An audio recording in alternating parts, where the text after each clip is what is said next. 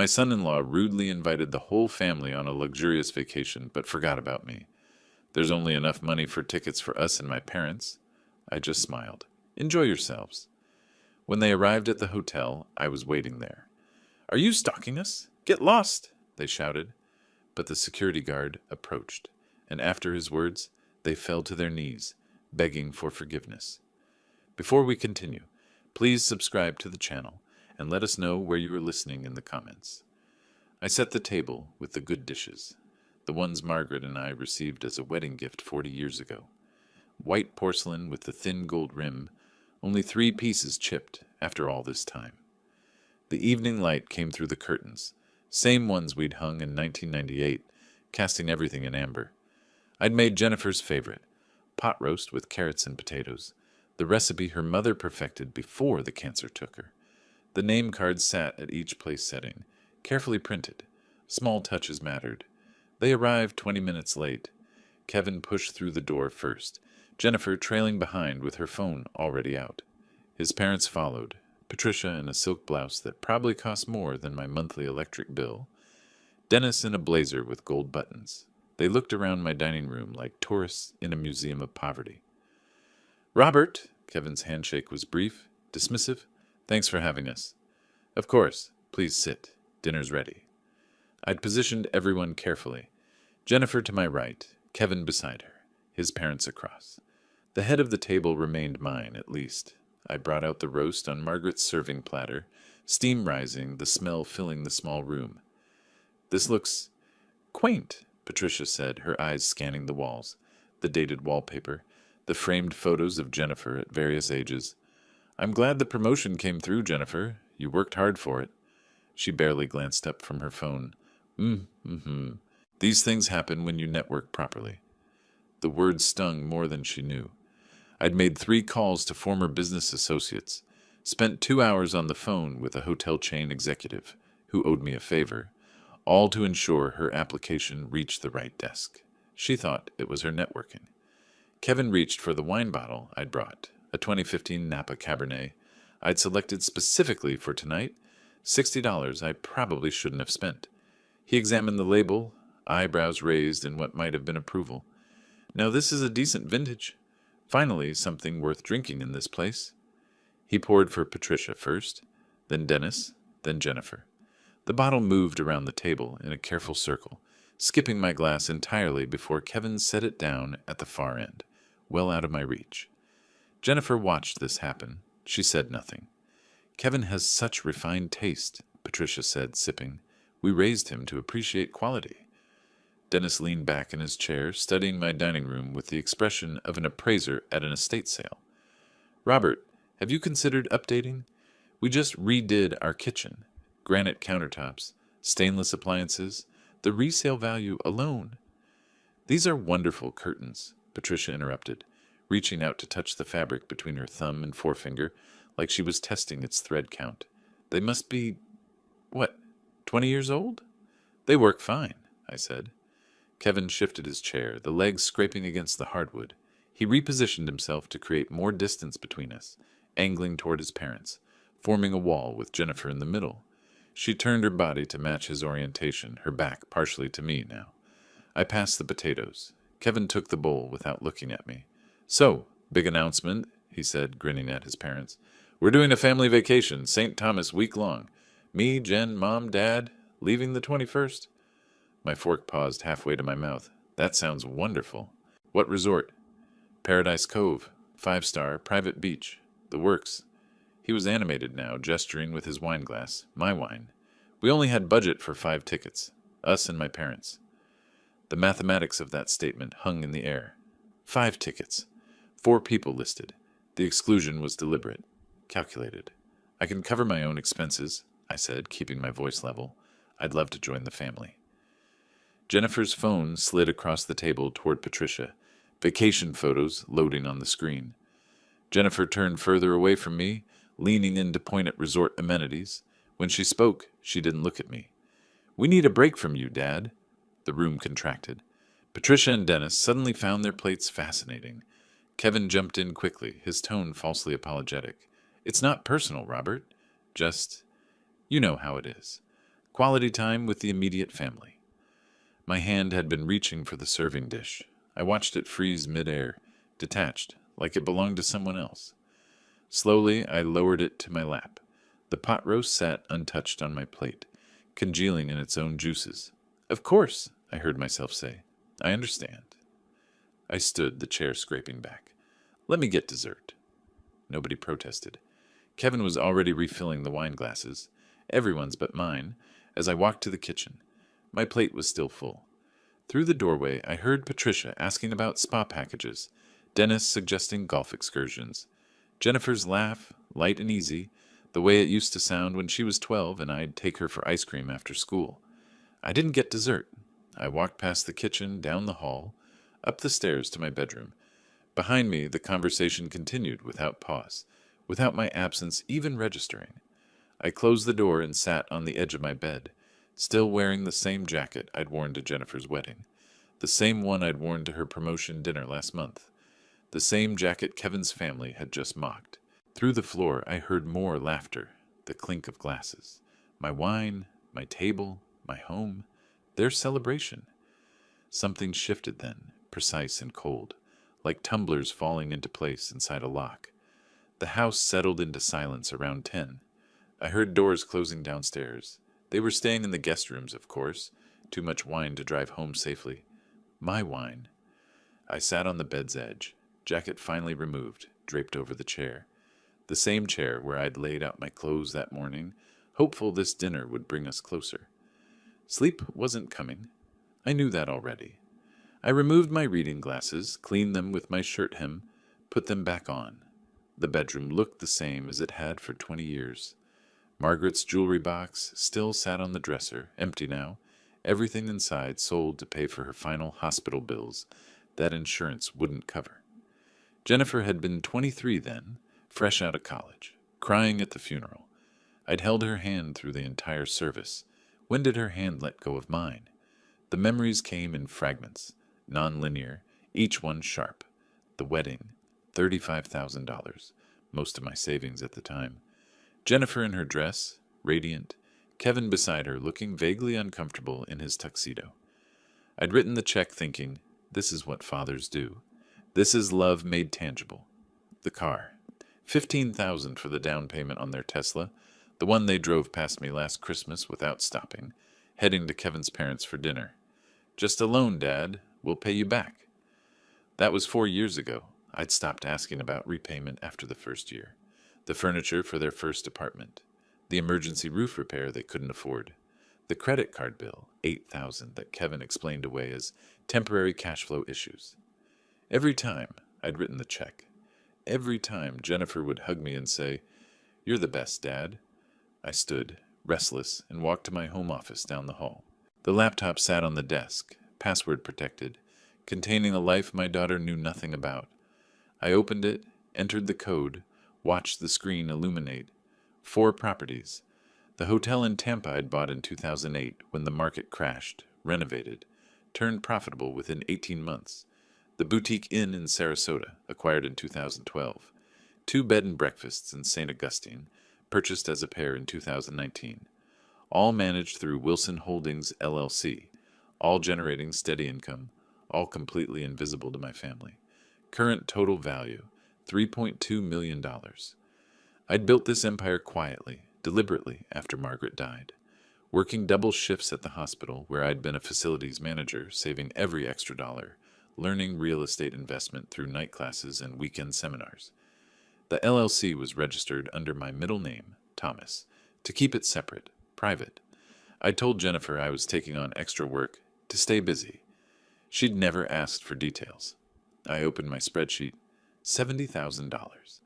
That was the conservative estimate of what I'd given them over 12 years, not counting tonight's dinner, not counting the phone calls I'd made to secure her promotion. $70,000, and they needed a break from me. Around 3 in the morning, I walked to Jennifer's childhood bedroom. The guest room now, stripped of most personal items, but a few photos remained on the wall. Jennifer at 8, gap-toothed, hugging me at Disney World. Jennifer at 16, holding her first-place debate trophy, my arm around her shoulders. Jennifer at 21, College graduation, her smile genuine and proud. I touched the frame. The glass was cool under my fingertips. When had that girl disappeared? Dawn came slowly, gray light creeping through the windows. Around 7, I heard voices downstairs. Low, conversational. Jennifer and Kevin awake early, talking in the kitchen. I moved to the hallway barefoot, staying close to the wall. The old house had good acoustics if you knew where to stand. At the top of the stairs, their voices carried clearly. We just need to approach it right. Jennifer's voice, that careful tone she used when manipulating situations at work. Make him think it's his idea. He's sitting on equity he doesn't need. Kevin, dismissive as always. This house is way too big for one person.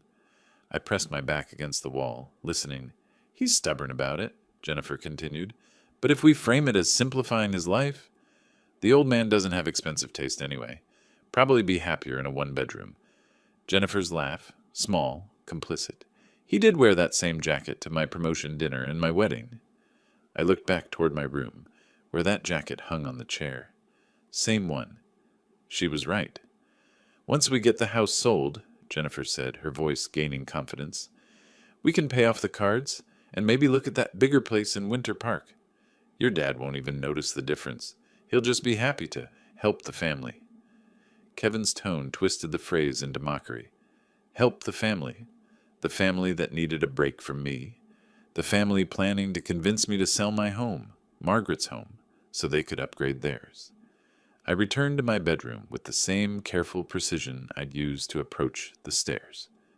Closed the door silently, sat at my desk, opened the laptop again. My hands didn't shake. That surprised me. They should have shaken. Instead, they typed, Paradise Cove Resort, St. Thomas for sale. The listing loaded. Luxury beachfront property, 80 rooms, private marina, established clientele. Asking price, $1.85 million. The photos showed pristine beaches, infinity pools, couples drinking cocktails at sunset. The same resort where my daughter planned to vacation without me. Funded by my wine money, my dinner hospitality, my endless forgiveness. I opened my leather journal, the one where I tracked my hotel acquisitions, wrote financial notes, planned expansions. On a fresh page, I wrote the number, $1,850,000. Then I wrote August 16th. Then I wrote Paradise Cove. My handwriting was steady, precise. I stared at those words for a long moment, then checked the property details again. Owner retiring, motivated to sell, closing possible within 60 days. Contact, Martin Reeves, Commercial Properties International. Downstairs, Jennifer and Kevin were probably making coffee now, planning their pitch to get me to downsize, to simplify, to free up money for the family. I looked at my laptop screen, at that resort glowing in Caribbean sunshine, and something crystallized in my chest. Not rage. Rage was too hot, too chaotic. This was colder, sharper. This was clarity. I pulled up my business bank account, the one Jennifer didn't know existed. Available liquid assets after reserving operating capital, $2.1 million. Paradise Cove Resort, St. Thomas, I said aloud to my empty room. For sale, $1.85 million. I wrote it again in my journal, underlining it twice. The sun was fully up now, light streaming through those old curtains Patricia had mocked. Downstairs, my daughter was planning to take my home. In 10 days, she'd be lying on a beach I was forbidden to visit, drinking cocktails I was deemed unworthy to share. I smiled. It wasn't a happy smile. The laptop screen still glowed with Paradise Cove's listing when dawn broke fully. I'd been at this desk for hours, coffee growing cold in the mug beside me. Sleep seemed irrelevant now. My body ran on something sharper than caffeine. Purpose, maybe, or the clarity that comes when you finally stop pretending. I heard movement downstairs around 8. Jennifer's footsteps. Familiar rhythm after 35 years, heading toward the kitchen.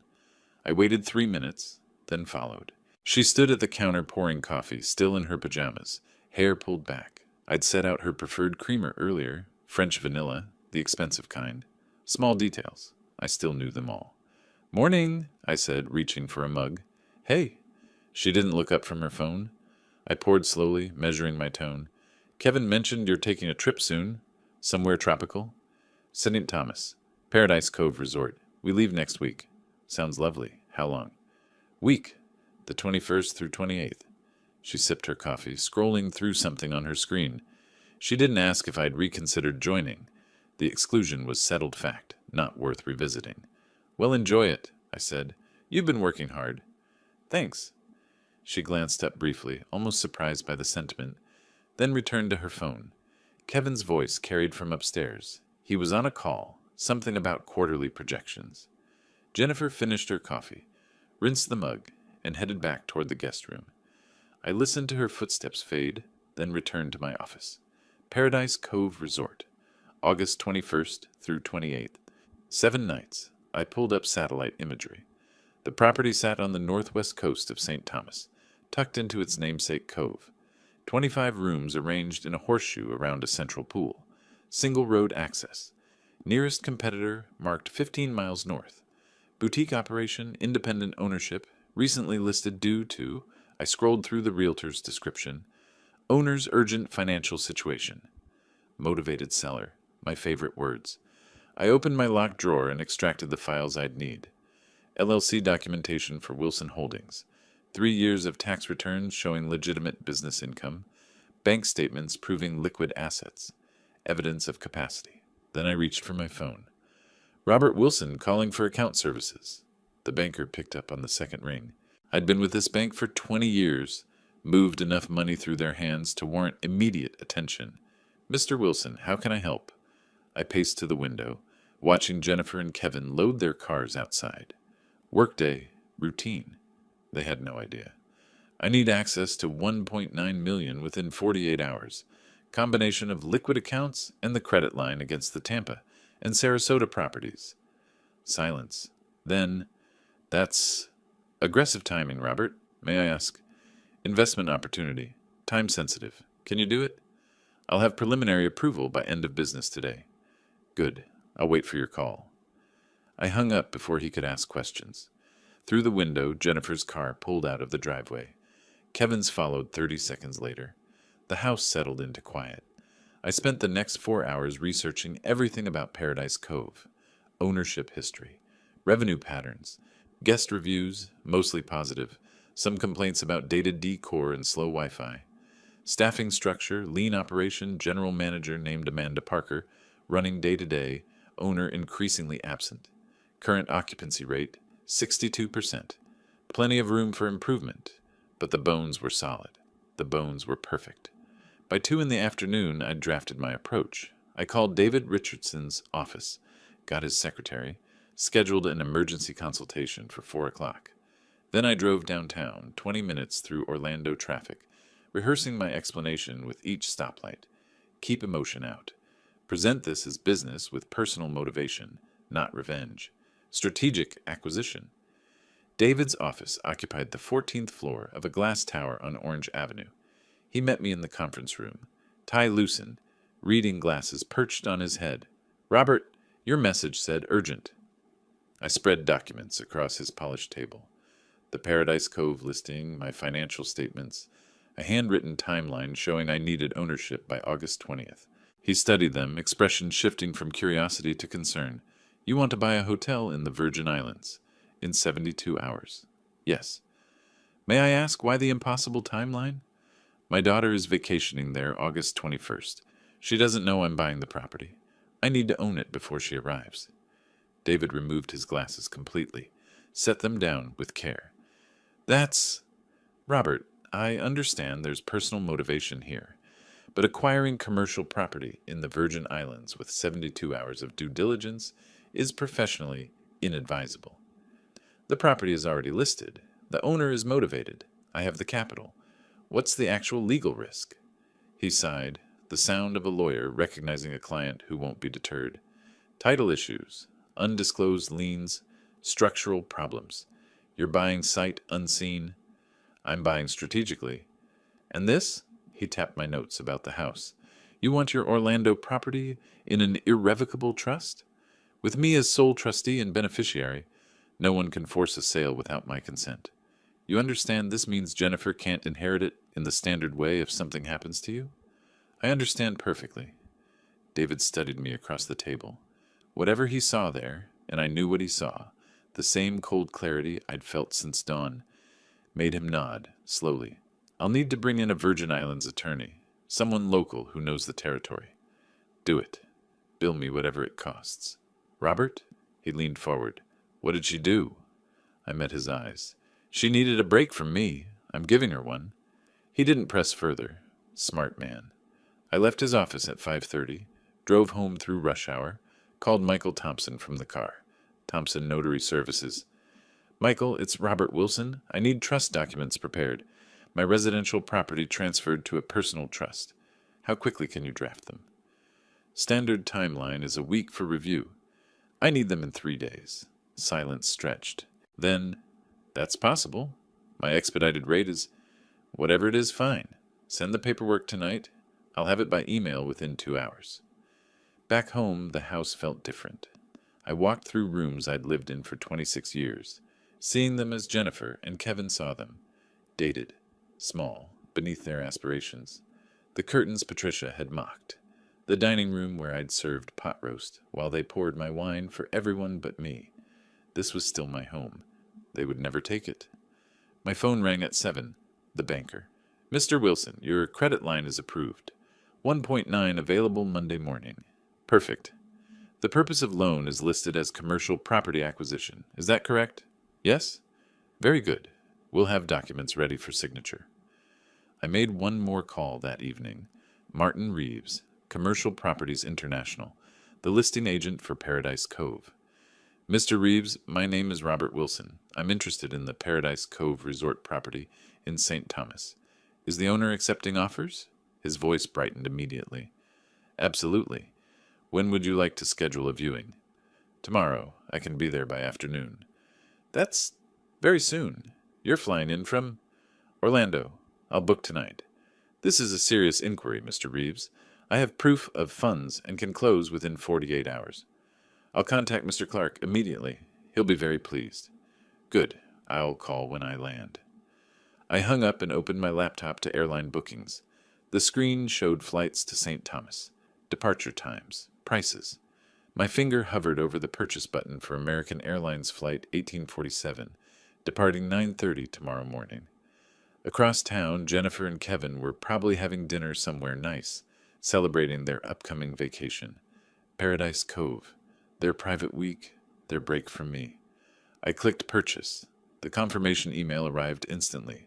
Boarding pass attached. Departure 9:30 a.m. Arrival 3:15 p.m., accounting for the time change. Plenty of daylight left to see the property, meet the owner, start negotiations. I forwarded the flight details to David Richardson with a simple message. I'll need that VI attorney's contact info before I land. His reply came back within minutes. Already arranged. William Clark expects you at 4 p.m. tomorrow. His attorney will have preliminary documents ready. Robert, be careful. I closed the laptop and looked around my office. The hotel files, the trust documents Michael would send, the proof of funds letter from the bank. Everything in order, everything aligned. In 3 days, my family would board a plane to Paradise, excited about their exclusive vacation, their break from the old man who embarrassed them with his dated curtains and worn jackets. They had no idea what was waiting for them. I allowed myself a brief nod, not a smile, nothing so obvious, and began packing my briefcase for tomorrow's flight. The flight landed in late afternoon heat, the kind that hits you like a wall when the cabin door opens. Cyril E. King Airport was smaller than I expected. Tourists everywhere in bright shirts and straw hats. Families dragging roller bags toward rental car counters. I carried only my briefcase. This wasn't vacation. The taxi driver knew Paradise Cove without needing the address. Nice place, he said, pulling away from arrivals. You staying there? Business meeting. He nodded, navigating through Charlotte Amelie's narrow streets, past cruise ship terminals and duty-free shops, then up into the hills. The road wound along the coast, occasional glimpses of turquoise water between palm trees and resort developments. 15 minutes later, we turned onto a private drive marked by a weather-worn sign, Paradise Cove Resort.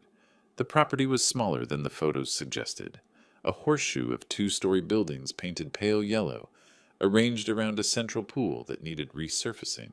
The lobby sat at the horseshoe's base. worn tile floor, ceiling fan clicking unevenly, furniture that had been expensive once but showed its age now. Beautiful bones beneath the neglect.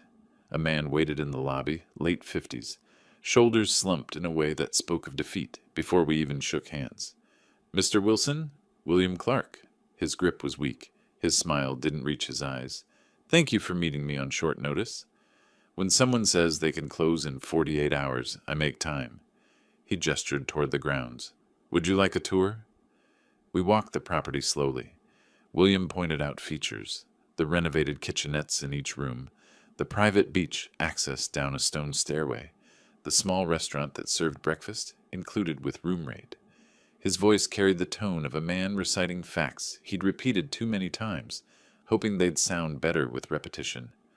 "I built this place 20 years ago," he said as we reached the pool, "poured everything into it. Market changed, big resorts moved in, and I understand. Business is timing." He looked at me with something like gratitude. "You're not going to tear it down, turn it into condos?" "I'm keeping it as a hotel. I have plans for it." Relief washed across his face. We continued walking, past rooms with ocean views, standard rooms facing the garden, the small gym with equipment that hadn't been updated this decade, everything functional. Nothing failing, just tired. A woman emerged from the office building, tablet in hand, professional despite the heat. Early 40s, dark hair pulled back, efficient movements. "Mr. Clark, the Johnsons checked out early. They're requesting a partial refund for—" She stopped, seeing me. "Amanda, this is Robert Wilson, potential buyer. Amanda Parker, my general manager." She extended her hand without hesitation. Firm grip, direct eye contact. "Will you be keeping the current staff? We're small, but efficient."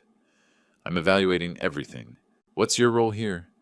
"General manager. I handle daily operations, bookings, guest services." "How long?" 8 years. I nodded. 8 years meant she knew every system, every guest complaint, every vendor relationship. That knowledge had value. "Good. I'll need that." We left her returning to her office and continued to William's space, a cramped room behind the front desk. Paperwork stacked on every surface. Computer showing an outdated reservation system. He gestured to a chair and I sat, briefcase across my lap. "Your listing says 1.85, I said. "I can close in 48 hours at 1.72. All cash, minimal contingencies." William's fingers drummed the desk once. That's acceptable. When can we start paperwork?" "Today. Now." I opened my briefcase, pulled out the offer David's office had prepared. William read it slowly, lips moving slightly. When he looked up, something had shifted in his expression. Hope, maybe, or just exhaustion ending. "You're serious?" "Completely." I slid my bank letter across his desk. Proof of funds.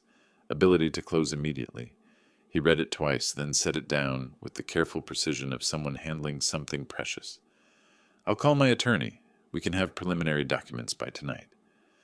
"I'll be at the Marriott if you need me." I stood, extended my hand. "We'll close this, William, by Friday."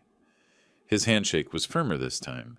I spent that evening with David's Virgin Islands contact, a sharp-eyed attorney named Sarah Chen, who walked me through title documents, inspection reports, and existing bookings with the speed of someone who'd done this too many times. She flagged minor issues: permits needing renewal, vendor contracts transferring with ownership, staff employment agreements. "The property is sound," she concluded around midnight. "Financially distressed, but structurally solid. If you're comfortable with the accelerated timeline, I see no reason not to proceed. Draw up closing documents. I want to sign Friday morning." She nodded, already making notes. By Thursday afternoon, we sat in William's office again.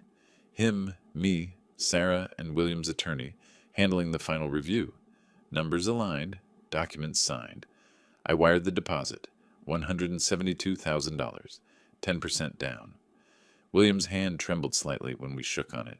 "You're saving my life," he said quietly. I didn't respond. This wasn't about saving anyone. Friday morning, the final closing took 3 hours. Wire transfers, title transfers, keys exchanged, ownership documents filed with the Virgin Islands Recorder's Office. By noon, Paradise Cove Resort belonged to Wilson Holdings, LLC. I sat alone in what was now my office, reviewing the paperwork with the strange detachment of someone who just executed a plan that still felt surreal. Then I opened Amanda's reservation system, scrolling through August bookings. There, August 21st through 28th. Morgan Party, 4 guests. Deluxe Ocean View Suite. Prepaid deposit, balance due at checkout. I took a photo of the screen with my phone, then called Amanda to my office. She arrived within minutes, professional wariness in her expression. New ownership meant uncertainty, and she was smart enough to be cautious. Amanda, thank you for coming. Please sit. She sat, tablet ready, prepared to take notes or defend her position. I wasn't sure which. I'm keeping you on as general manager. Your salary increases 15%, effective immediately. Her eyes widened slightly. Thank you. You'll earn it. I have specific instructions regarding operations. First, I pulled out the handwritten list I'd prepared. These room reassignments and pricing adjustments take effect August 21st. She scanned the list, frown deepening. These are significant changes. Some guests have already confirmed reservations at current rates. Ownership changed. Terms changed. Virgin Islands booking law allows modifications with 72 hours notice. That's technically correct, but guests won't be happy. There's one reservation in particular. August 21st. Morgan Party. 4 guests. She checked her tablet. Yes. Deluxe Ocean View. Week-long stay. Change it. Standard room. No Ocean View. Apply new pricing structure. 40% increase across all services. Amanda looked up slowly. But they've already confirmed at the old rate. New ownership, new terms. They'll be notified Monday. That gives them 74 hours. She studied me for a long moment. This is personal. I held her gaze. This is business. Will you follow these instructions? Another pause. Then she nodded. Yes, sir. When they arrive and express surprise about the changes, you will inform them that I am the owner. Not before. Understood? Understood. Good. I'm flying back to Orlando tomorrow. You have my contact information for anything urgent. Otherwise, I trust your judgment on daily operations. She stood, still holding the list, clearly processing what this meant. May I ask, the Morgan Party, who are they to you? Family, I said. They wanted a break from me. I'm ensuring they get exactly what they asked for. Understanding dawned in her expression, followed by something that might have been sympathy or might have been respect. She didn't ask further questions. I'll make the changes today. Thank you, Amanda. After she left, I sat in the quiet office reviewing staff files, vendor contracts, operational procedures. This wasn't just revenge theater. I'd bought a real business, and I intended to run it properly. The hotel would succeed. That was important, not for the money, but for the principle. I'd built something from nothing before. I could do it again. That evening, I stood on Paradise Cove's beach, feet in sand still warm from the day's sun. The cove curved around me in both directions, private and pristine. Waves lapped gently against the shore. 2 days from now, Jennifer and Kevin would stand in this exact spot, expecting their exclusive paradise vacation. They would find something very different, waiting. I slipped the ownership deed into my briefcase and closed it with a quiet click. Tomorrow, I'd fly home. I'd maintain normal behavior. I'd wave goodbye when they left for the airport on Sunday, wish them a wonderful trip, play the role of the excluded father accepting his fate. Monday morning, they'd receive Amanda's email about the ownership change and policy updates.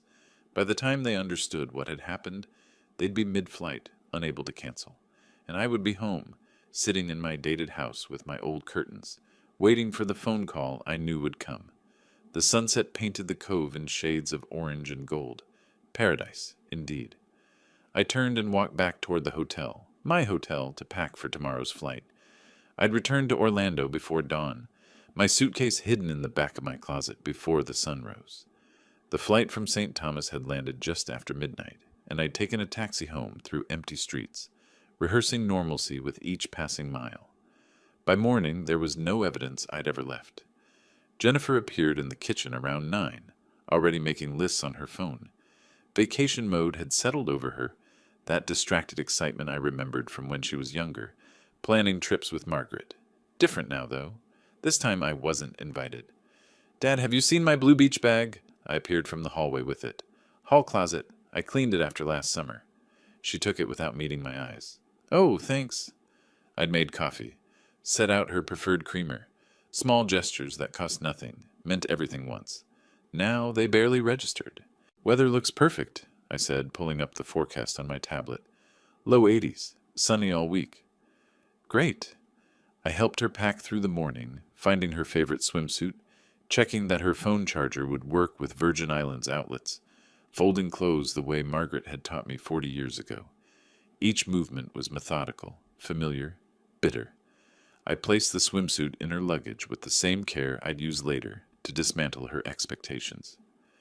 Kevin arrived around noon, hauling their shared luggage like he owned the place. He surveyed my assistance with a smirk. Playing bellhop now, Robert, I continued, folding a beach towel. Just helping Jennifer. He dropped into my recliner, the one Patricia had judged during dinner, and checked his phone. Travel is expensive. We're already stretched thin with this trip. The opening I'd anticipated. I pulled 5 $100 bills from my wallet, counted them deliberately, and held them toward Jennifer. Here, 500, pocket money. She took them without thanks, stuffing them in her purse. Kevin watched the exchange, then muttered just loud enough for me to hear, "At least the old man's good for something." I smiled faintly, said nothing. They left around 2 to handle last-minute errands. I continued my performance, washing lunch dishes, straightening the living room, acting like a man resigned to a quiet weekend alone. Through the window, I watched Kevin's car disappear down the street. Then I went to my closet and pulled out the overnight bag I'd packed that morning. Jennifer called around 6 from Dennis and Patricia's house where they'd gather before tomorrow's early departure. "Dad, we're leaving at 10 tomorrow morning. Just wanted to let you know." "Have a wonderful time." A pause, almost guilty. "We'll send photos." "I like that." After hanging up, I picked up my bag. My expression hardened. By 7, the street was quiet. I carried my bag to the corner, 3 houses down, where I'd arranged for a different taxi service to pick me up. No chance of Jennifer or Kevin driving past, seeing me leave. I was covering tracks they didn't know existed. The evening flight to St. Thomas departed at 8:15. I sat in coach, briefcase on my lap, going over final details. Amanda's protocols, staff assignments, the precise moment of revelation. This was theater, and I was directing every scene. We landed at 11. The humid night air hit me as I descended the stairs to the tarmac. That tropical weight, fragrant with salt and vegetation. A taxi carried me back to Paradise Cove through darkness, past shuttered shops and sleeping resort towns. My hotel, my property, my stage. I slept 4 hours in a small staff apartment Amanda had prepared, then rose at 6. While I showered in St. Thomas, Jennifer was probably waking in Orlando, checking her flight details one more time. While I dressed in business slacks and a pressed blue shirt, Kevin was likely making coffee in Dennis and Patricia's kitchen, eager to start their exclusive vacation. While I reviewed staff assignments in my office, they were loading luggage into Dennis's SUV. 2 stages, 2 performances, about to collide. At 8, I gathered the staff in Paradise Cove's small conference room. Amanda sat at the front, tablet ready. Marcus, our security coordinator, leaned against the wall. 2 housekeepers, the restaurant manager, the front desk clerk, everyone who'd interact with the Morgan party. I distributed printed instruction sheets, professionally formatted, leaving nothing to interpretation. "The Morgan party checks in at 3 p.m., I said. "Party of 4. They're currently assigned to rooms 12 and 14. Amanda confirmed on her tablet. "Standard rooms. Not the deluxe ocean view suite they originally booked?" "Correct." I made eye contact with each staff member. "They will complain. You will explain the room reassignment was necessary due to ownership transition. You will be professional and firm." The younger housekeeper raised her hand. "Is there a problem with these guests?" "Just follow the protocols exactly." After the meeting dispersed, Amanda lingered. "You're really doing this?" "Every word of those protocols, exactly as written." She studied me for a long moment. "And when they see you?" I checked my watch. 11 a.m. local time. The Morgan family was boarding their flight in Orlando right now. Dennis probably telling nearby passengers about their exclusive boutique resort. Patricia showing photos on her phone. They were walking down the jetway into a plane that would bring them here, To me, completely unaware. "They'll see the owner of this property," I said. "Nothing more, nothing less." Amanda nodded slowly. She'd chosen her side. I spent the next hours inspecting preparations, walked through rooms 12 and 14, standard accommodations with parking lot views, tested the water pressure, functional but weak, nothing like the rainfall shower in the deluxe suite they'd expected. Checked the air conditioning, worked but noisy, humming loudly enough to interfere with sleep. Everything was adequate. Nothing was wrong. Nothing was right. At 2, I changed into my business attire, checked my reflection in the office mirror. Composed, professional, the owner of a Caribbean resort conducting normal operations. No hint of the father they'd excluded, mocked, planned to manipulate. At 2:30, I reviewed Amanda's screen one final time. Flight 1847 from Orlando, landed on schedule. They'd be collecting luggage now, finding a taxi, heading this way. At 2:47, I heard gravel crunch in the driveway. I straightened my collar and walked toward the lobby. Through the window, I could see a taxi pulling into the circular drive, doors opening, familiar figures emerging into afternoon sunlight. Jennifer stepped out first, shading her eyes. Kevin followed, already surveying the property with proprietary assessment. Dennis and Patricia emerged from the other side, Patricia immediately photographing the entrance. They had no idea what waited inside. I stepped back from the window, positioned myself in the office hallway where I could observe the reception desk. Amanda moved to her station. Marcus took his customary position near the entrance, and I checked my watch one final time. 3 o'clock. The front doors opened and my family walked into my hotel. The lobby air conditioning met them with a gentle rush. I watched from the hallway as they took in the space, smaller than they'd expected, probably, but beautiful in its tropical simplicity. Ceiling fans turned lazily overhead. Potted palms flanked the reception desk. Through the far windows, the pool glittered turquoise against ocean blue. Kevin approached the desk first, assertive confidence in every step. He slapped his credit card on the polished wood. "Morgan, party of 4. We have the deluxe ocean view suite reserved." Amanda took the card with professional courtesy, began typing. Her screen showed the reassignments I'd implemented. She paused, exactly as we'd rehearsed. "Yes, Mr. Morgan. I have your reservation. There's been a slight adjustment due to ownership transition." "Adjustment?" Kevin interrupted. "We booked months ago. If you'll just wait in the lobby area, I'll have everything ready shortly." She gestured toward the seating area, wicker furniture with tropical cushions, a coffee table displaying resort brochures. Kevin sighed with exaggerated patience and turned away. Jennifer settled onto the sofa, pulling out her phone. Dennis and Patricia remained standing, photographing the decor, Patricia touching a potted orchid to see if it was real. I stepped from the hallway, tablet in hand, accompanied by Marcus, who'd been briefed to follow my lead. I walked with the measured authority of someone reviewing daily operations, checking my screen, seemingly absorbed in resort business. Professional, unhurried, in control. I was 10 feet from them when Jennifer glanced up. Her face went through a rapid sequence. Casual attention, recognition, confusion. Her mouth opened slightly. "Dad?" The word hung in the air. Kevin's head snapped around. Dennis and Patricia froze mid-photograph. I looked up as if just noticing them, showed no surprise whatsoever. "Dad, what are you doing here?" Jennifer's voice carried genuine bewilderment. Kevin's confusion shifted to anger in an instant. "Are you serious? You followed us." I met his gaze evenly. "I work here." That stopped him. His expression cycled through incomprehension, then settled into contempt. He laughed, a harsh, incredulous sound that echoed off the tile. "You work here. What, you got a job at our resort to spy on us?" Dennis moved closer to Patricia, whispering too loudly. "This is inappropriate. Completely inappropriate." "This is harassment," Kevin said, voice rising, taking an aggressive step forward. "I want you out of here. Now." Other guests in the lobby turned to watch. A couple at the opposite sofa exchanged glances. An elderly man reading a newspaper lowered it, slowly. I didn't move. "I'm conducting business. Your business is ruining our vacation. Get out." Jennifer stood, trying to insert herself between us. "Kevin, maybe we should—" "No." He cut her off, then turned to Amanda. "Get your manager. Get security. I want this man removed from the property." Amanda signaled Marcus, who moved smoothly forward, not threatening, just present. Professional hospitality industry de-escalation, positioning himself, creating space, radiating calm authority. "Sir, please lower your voice," Amanda said. "You're disturbing other guests?" Kevin's face reddened. "I'm disturbing? He's the one stalking his own daughter." Marcus stepped closer, voice quiet but firm. "Gentlemen, let's keep things calm," Kevin rounded on him. "Tell this man he needs to leave. We're paying guests." Amanda stood, drawing every eye in the lobby. When she spoke, her voice carried perfect clarity, each word distinct.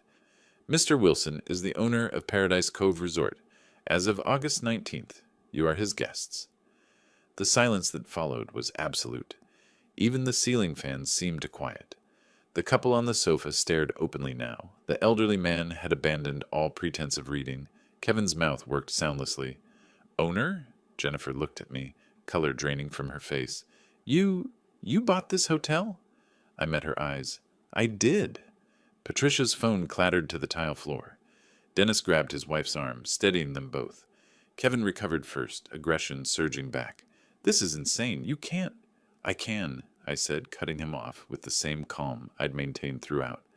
"I did. Now, Ms. Parker will finish your check-in. Your rooms are ready." Kevin's fists clenched at his sides. His breathing had quickened, face still flushed. We booked in good faith. This is our vacation. You can't just..." "Your reservation stands," Amanda interjected smoothly. "Paradise Cove Resort honors all existing bookings. There have been some adjustments due to the ownership transition, which is standard practice. If you'd like to review..." "I don't want to review anything with him here." Kevin's voice had dropped to something dangerous. "This is a setup. This whole thing is a setup." For the first time, I allowed myself a small smile. "This is a hotel. You made a reservation. You're checking in. Everything is entirely standard." Jennifer sank back onto the sofa, still staring at me like I was someone she'd never met, which, I suppose, was accurate. "How long have you..." She couldn't finish the question. "I closed the purchase on Friday." "That's 2 days ago," Dennis said faintly. "We booked 3 months ago." "Ownership changes happen," I said. "The property was listed. I made an offer. Business." Kevin turned to Amanda, ignoring me completely. "Fine. We'll check in, and then we'll be filing the complaint. With the tourism board. With consumer protection. This is fraud." "You're welcome to file whatever complaints you wish," Amanda replied. "Your confirmation number is in our system. Everything is documented. Shall I continue with check-in?" She slid the registration form across the desk. Kevin snatched a pen and signed with violent strokes. Jennifer sat motionless, phone forgotten in her lap. Patricia had retrieved her phone from the floor, but seemed uncertain what to do with it. Dennis kept glancing between me and Kevin, calculating something. Amanda typed efficiently, then reached beneath the desk for keycards. She set 2 on the counter. "You're in rooms 12 and 14. Second floor. The porter will help with your bags." "Wait." Kevin's eyes narrowed. 12 and 14. We booked the Deluxe Ocean View Suite. Due to ownership transition and property updates, some reassignments were necessary. You were notified via email 72 hours prior to check-in." "We received no email." Amanda turned her monitor to show him. "Sent Monday morning at 9 a.m. to the email address on file. morgankp@outlook.com. Kevin pulled out his phone, scrolled violently through his inbox. His face changed as he found it. He read, his jaw tightening with each line. "This says the rates increased, 40% across all services." "That's correct. New ownership implemented updated pricing. Again, you were notified within the legal window for modification." "This is..." He looked at me, understanding finally dawning in full. "You did this deliberately." I said nothing. Didn't need to. Jennifer stood slowly, moving to the desk, taking one of the key cards with a hand that visibly trembled. She still hadn't looked at me again. Couldn't, maybe. "Your rooms are on the second floor," Amanda repeated. "Breakfast is included, served 6 to 10 a.m. in the restaurant. Checkout is 11 a.m. on the 28th. Do you have any other questions?" Kevin opened his mouth, closed it, opened it again. "No," he finally said. "Wonderful. Enjoy your stay at Paradise Cove Resort." The porter approached with their luggage cart. Jennifer followed him toward the stairs like someone in a dream. Patricia held Dennis's arm as they trailed behind. Kevin remained at the desk a moment longer, staring at me with undisguised hatred. "You'll regret this," he said quietly. "Perhaps," I acknowledged, "but not today." He grabbed the second keycard and followed his family toward the stairs. I watched them climb, Jennifer's shoulders rigid, Kevin's posture radiating fury, Dennis and Patricia whispering urgently between themselves. Marcus moved to stand beside me. "That went exactly like you planned," he observed. "It did. What happens when they see the rooms?" I checked my watch. "In approximately 3 minutes, they'll discover that standard rooms have parking lot views, lower water pressure, and older air conditioning units. They'll realize the minibar prices have doubled. They'll notice the bathroom amenities are basic rather than premium. And then they'll come back down here to complain." I straightened my tablet, and Ms. Parker will politely explain that everything meets the stated accommodation standards, and no refunds are available for bookings made under previous ownership. Through the second-floor windows, I could see movement in room 12. A door opening, Jennifer stepping inside, Kevin behind her, stopping abruptly in the doorway. I heard the muffled sound of raised voices. Amanda caught my eye from behind the desk. I nodded once. The show had just begun. The porter left us in the hallway. Jennifer slid her keycard into room 12's lock, the green light blinking permission. She pushed the door open and stepped inside, then stopped. I watched from the lobby's security camera feed in my office. Amanda had positioned the monitor where I could observe without being obvious. Jennifer stood motionless in the doorway, taking in the standard room with its parking lot view, the dated furniture, the narrow bathroom visible through the half-open door. This wasn't the Deluxe Ocean View suite shown in their booking photos. She walked to the window like someone underwater, movements slow and dreamlike, pulled the curtain aside, stared at the parking lot, the dumpster enclosure, a maintenance shed with peeling paint. Kevin pushed past her into room 14, his parents' assigned space, already complaining. I couldn't hear the words through the camera, but his gestures were clear enough. Arms spread wide, pointing at the window. Dennis appeared behind him, face sagging with comprehension. Patricia sank onto the bed, still clutching her purse. Within 10 minutes, my desk phone rang. Amanda's voice, professional. "Ms. Morgan, on line 2 regarding her room assignment." I listened to the recorded call later, Jennifer's voice tight with restrained anger. "We booked a Deluxe Ocean View suite. This is a standard room with a parking lot view." Amanda's response, exactly as scripted. "I apologize for the confusion, Miss Morgan. During the ownership transition, we had to reassign several reservations due to renovation scheduling. Your rate remains the same. Can we upgrade? Pay the difference? I'm afraid the Deluxe rooms are fully booked through your checkout date." Jennifer hung up without responding. That evening they attempted dinner at our restaurant, the only dining option within walking distance. I'd positioned myself at a corner table with paperwork spread before me, reviewing actual operational reports while remaining visible. Professional, untouchable, the owner conducting business. When their menus arrived, Kevin's expression shifted. He pulled out his phone, scrolling through screenshots he'd saved of our old pricing. His jaw tightened. The server approached his summons with practiced patience. "These prices don't match your website." "New management implemented updated pricing yesterday, sir. All platforms were updated simultaneously." Kevin looked across the restaurant at me. I didn't acknowledge his gaze, just signed the document Amanda had brought for approval. He approached my table a moment later, Dennis trailing reluctantly behind. I looked up with mild attention. "The prices on this menu don't match what's on your website. New management, new pricing. Updated yesterday across all platforms. That's convenient timing." "That's business, Kevin. If the rates don't suit you, I'm sure other properties would welcome your reservation." His face colored. "The nearest hotel is 15 miles away." I returned to my paperwork. "Then I suppose our rates are competitive?" He stood there another moment, breathing through his nose before returning to his table.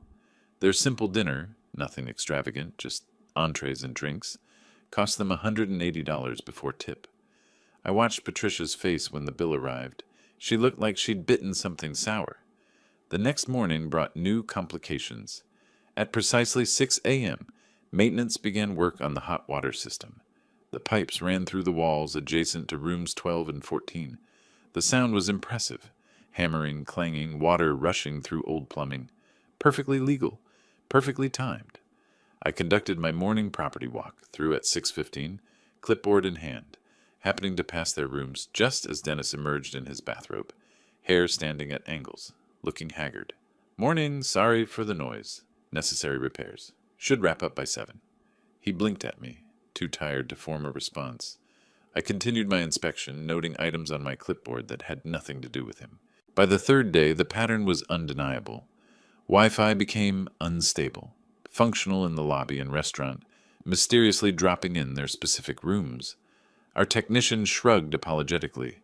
Island infrastructure. Sometimes signals don't reach certain areas. Room service orders were delayed, not excessively, nothing actionable, but 60 to 90 minutes instead of the promised 30 to 45. Kitchen backup during peak hours happened sometimes. Pool hours were adjusted for cleaning. The announcement went to all guests. Routine maintenance 2 to 4 p.m. daily. Prime afternoon hours. Dennis and Patricia had planned to spend those hours poolside. Each incident alone was minor. Together, they were suffocating. Kevin documented everything. I saw him through the window, photographing his parking lot view, timing his room service order with his phone's stopwatch, recording the Wi-Fi disconnection.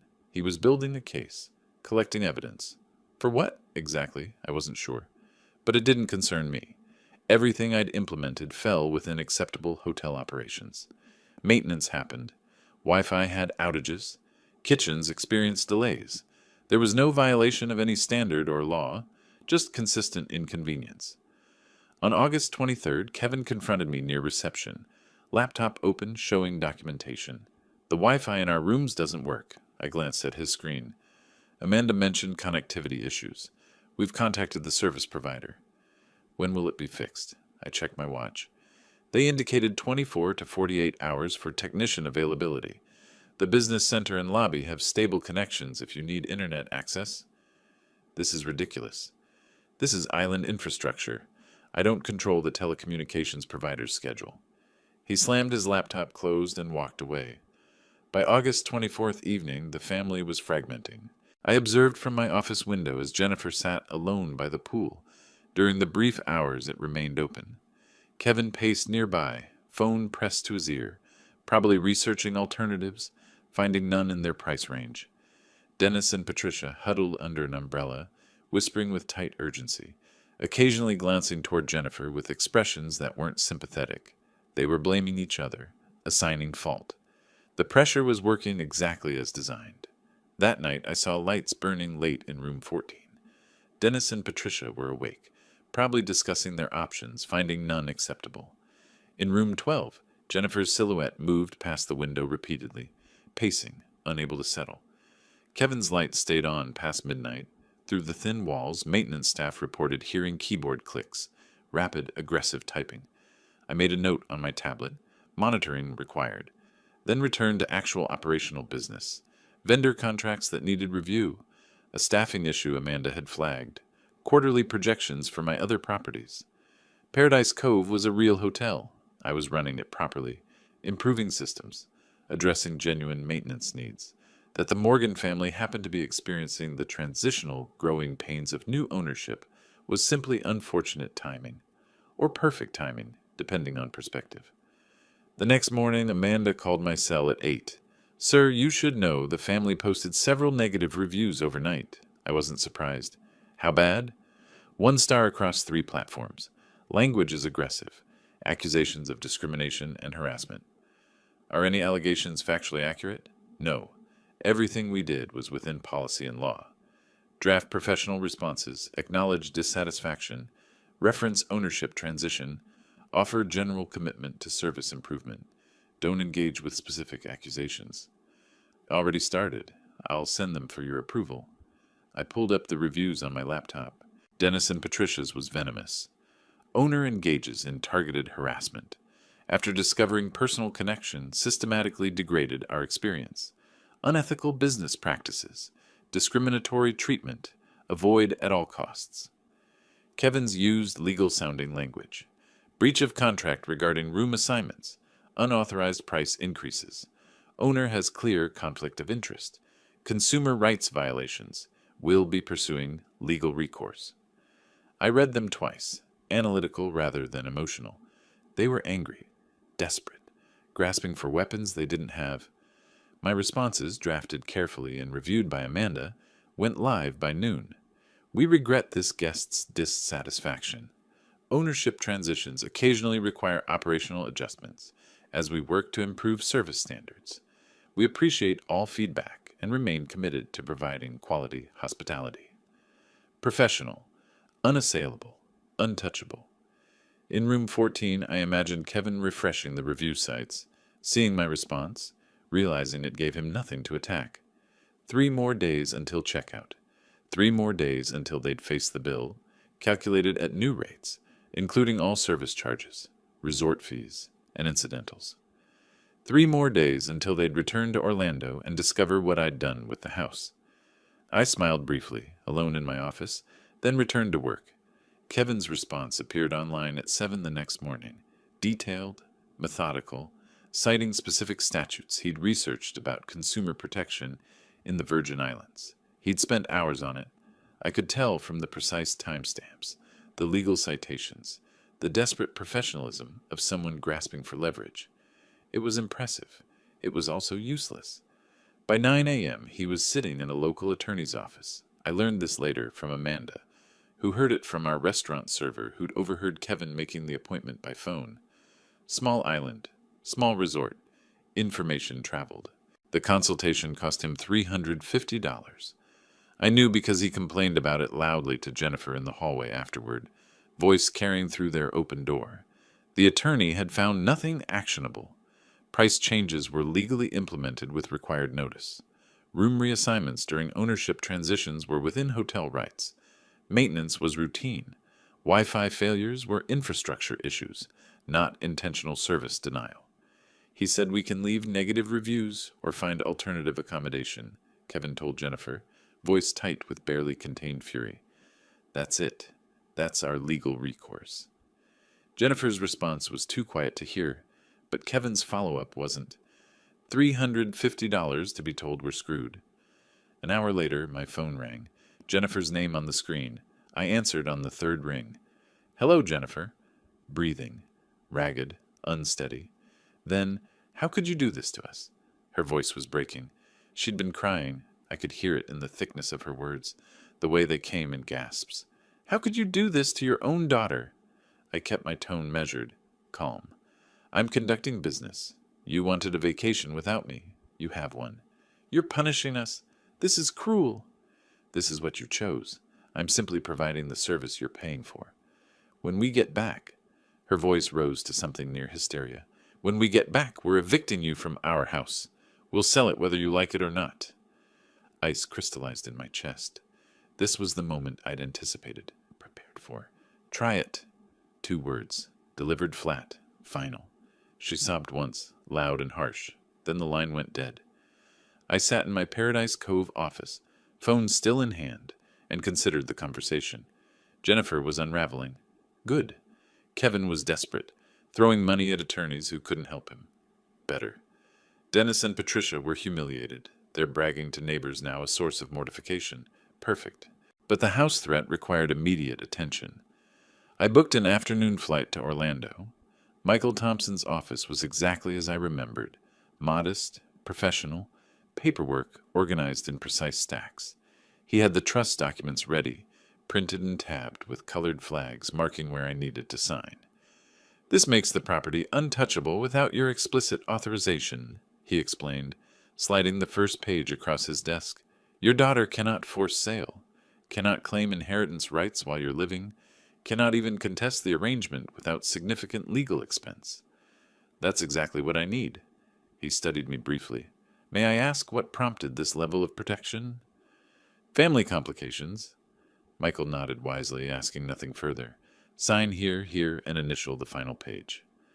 I worked through the documents methodically. Each signature, each initial, another lock on something Jennifer thought she could take from me.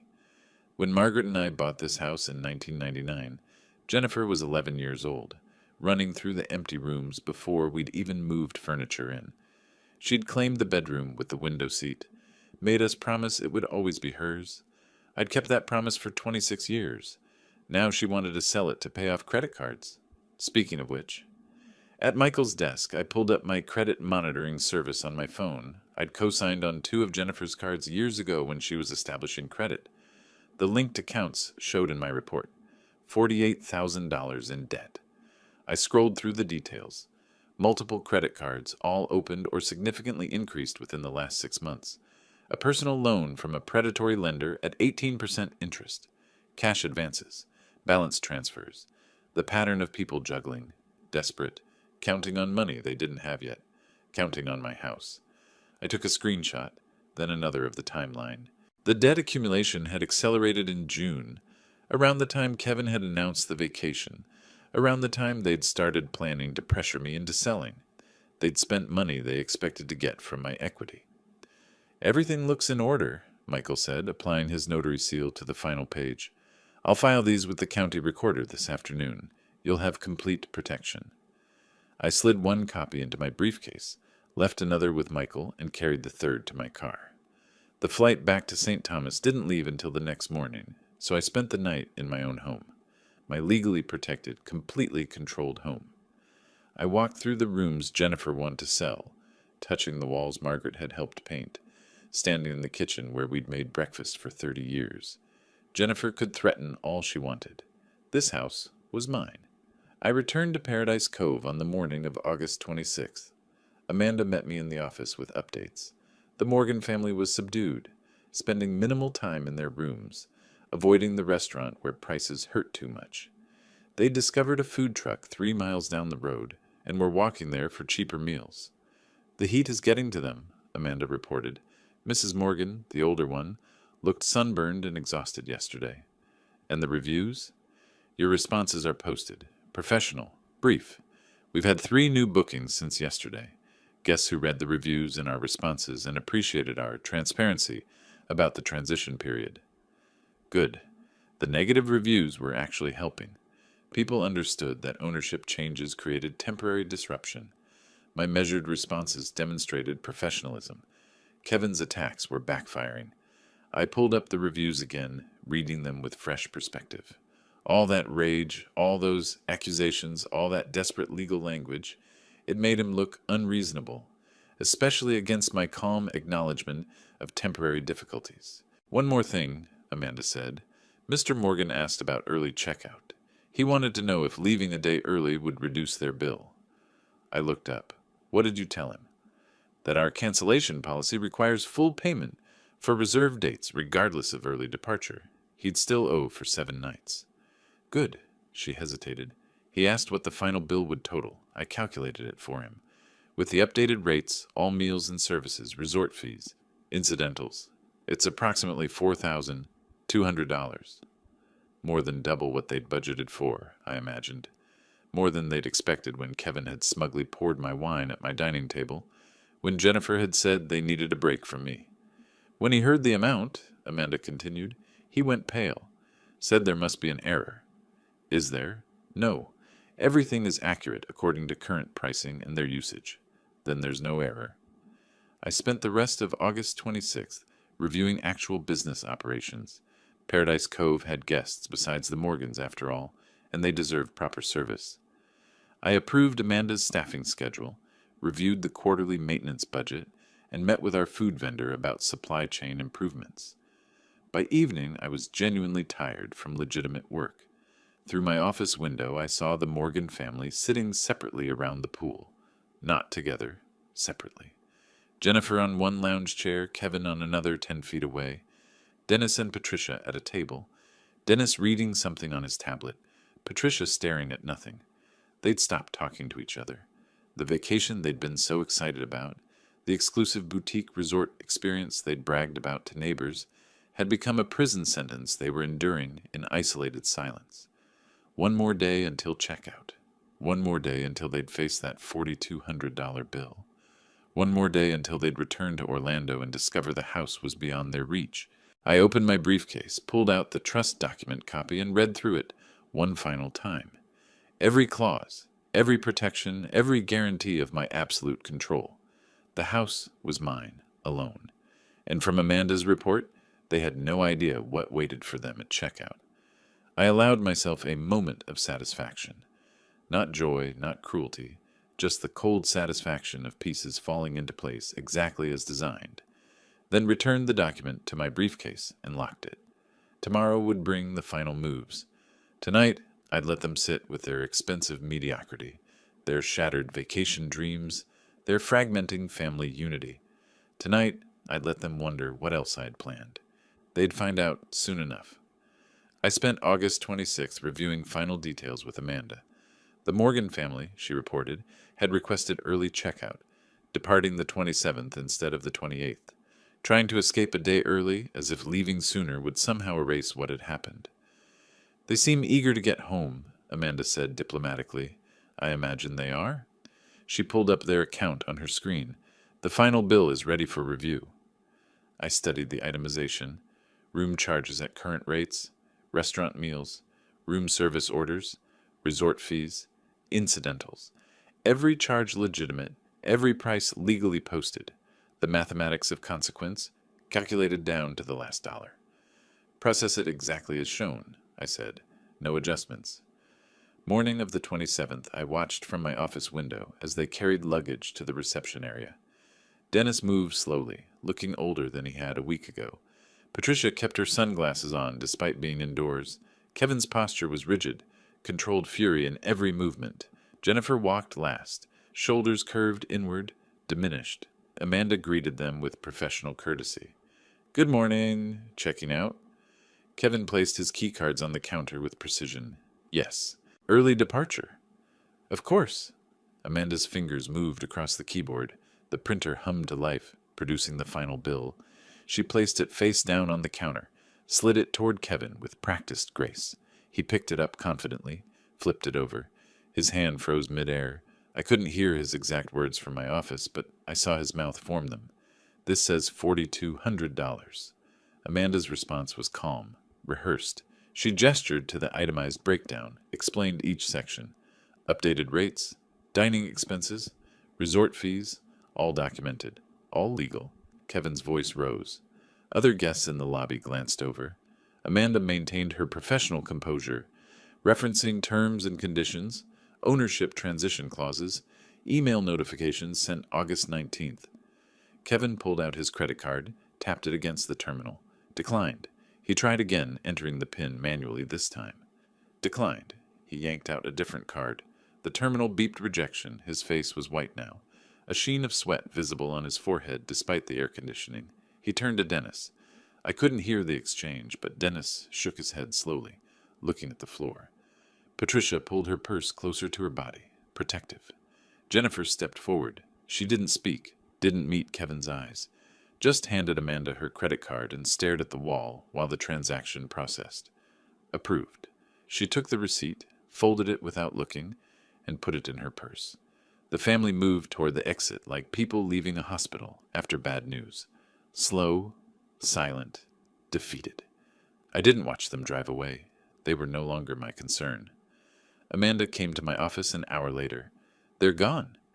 Thank you for handling that professionally. It was difficult to watch, she paused, even knowing the context. Consequences are always difficult. That's what makes them effective. I flew back to Orlando that afternoon. While they traveled in heavy silence, I could imagine it, the four of them unable to look at each other, Kevin staring out the airplane window, Jennifer with her eyes closed, Dennis and Patricia sitting in a different row. I reviewed Amanda's operational reports for the week. Paradise Cove had functioned well. Other guests had left positive reviews. The Morgan family's negative reviews had actually increased bookings. People appreciated my transparent, professional responses. The business was solid. The revenge was complete. I'd timed everything precisely. While they were in St. Thomas, David Richardson had delivered the trust documents to my house. Left in a legal envelope on the kitchen table where they couldn't miss it. They'd arrive home exhausted, financially devastated, emotionally fractured, and they'd find that envelope waiting. I landed in Orlando that evening, but didn't go home. Stayed at one of my hotels instead. The boutique property in Winter Park, nice but not ostentatious. I wanted them to discover the documents without me there.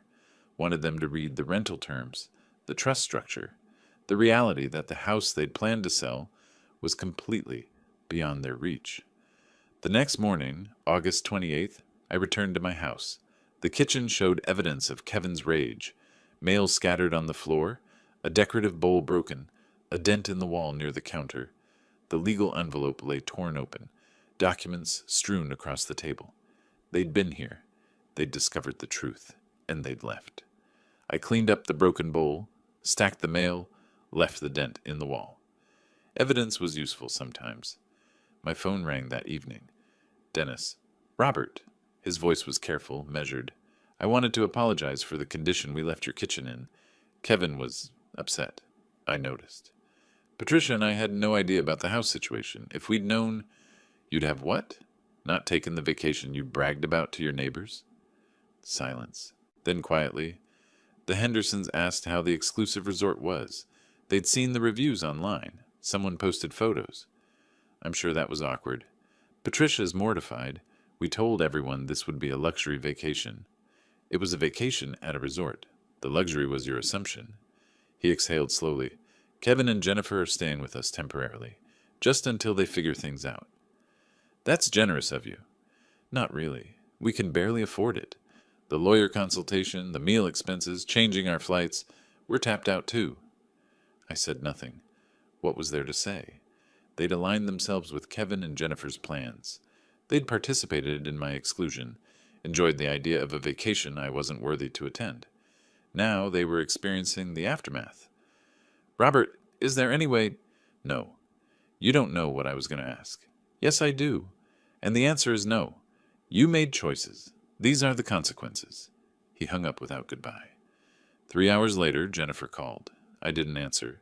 She left a voicemail, broken, sobbing, barely coherent. Something about $1,800 a month. Something about debt. Something about Kevin blaming her for not controlling me. I listened to it once, then deleted it. This was exactly what needed to happen. They needed to sit with what they'd done, understand the full weight of their choices. Jennifer's tears weren't repentance yet. They were self-pity. She was crying because of consequences, not because she genuinely understood her failures. That night, alone in my house with its dated curtains and worn furniture, I walked through rooms that had raised Jennifer from childhood to adulthood. Her bedroom still had the window seat where she'd read for hours. The kitchen still had the step stool I'd built so she could help Margaret cook. This house was filled with memories of a daughter I'd loved unconditionally. That daughter had disappeared somewhere along the way. Maybe she could come back, maybe not. But I'd done what I needed to do. Shown her that respect matters, that people aren't resources, that fathers, even ones with modest houses and old jackets, have dignity that shouldn't be casually trampled. Whether she learned from this was up to her now. I'd taught the lesson. The rest was hers to figure out. 2 days passed before she knocked on my door.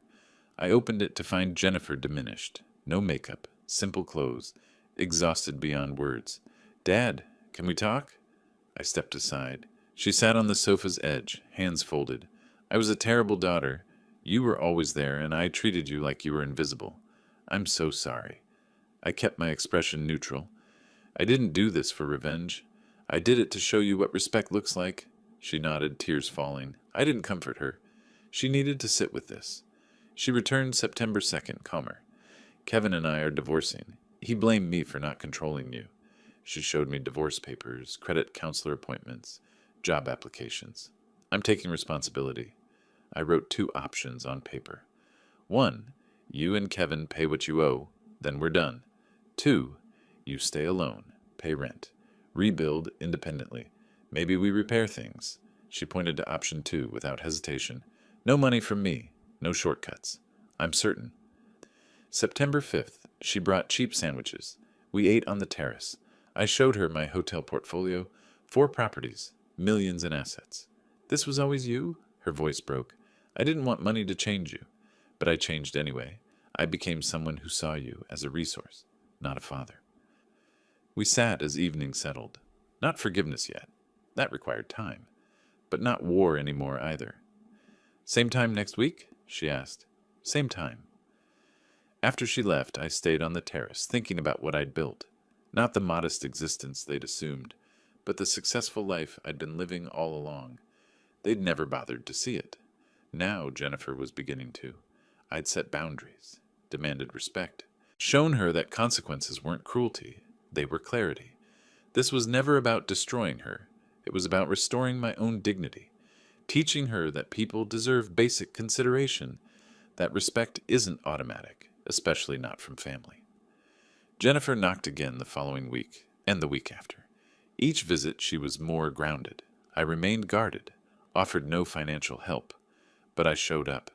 Because revenge isn't about destroying others. It's about restoring your own dignity, showing consequences, and then, if they prove worthy, offering the possibility of redemption. Jennifer was working for hers. Whether she'd earn it remained to be seen. But she was trying, and I was willing to let her try. That was enough, for now. If you liked this story, please like this video, subscribe to the channel, and share your impressions of this story in the comments. To listen to the next story, click on the box on the left. Thank you for watching.